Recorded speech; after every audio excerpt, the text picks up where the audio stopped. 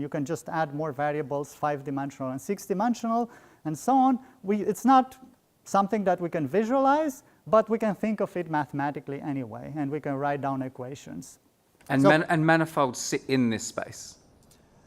Or are manifolds the space themselves? They can sit in the space, but they could also look like that space around any point. So let me tell you an example. The surface of the Earth is a great example. It's a sphere, more or less. It's called a geoid. It has mountains and valleys, but remember, we can all deform them and make it into a sphere. Topologically, it's a sphere. And it sits in 3-dimensional space, but around any point, it looks like 2-dimensional plane, because I can move in basically 2 directions. I can move left and right, and forwards and backwards. There are 2 degrees of freedom. So that's what I'm saying, that the sphere is a 2-dimensional manifold, even though it lives in 3-dimensional space.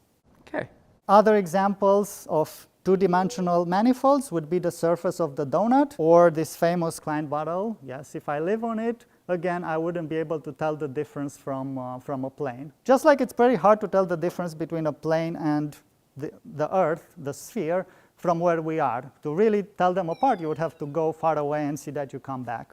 There are also 1-dimensional manifolds, like this circle right here. It's a 1-dimensional manifold. If we only lived on the circle, then we would only have 1 direction in which to move in. And then there are 3-dimensional manifolds, like our ordinary space or the universe.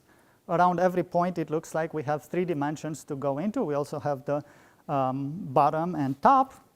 But we actually don't know the shape of the universe. It's a 3-dimensional manifold. It could be hyperspace, but it could be what's called a 3-dimensional hypersphere.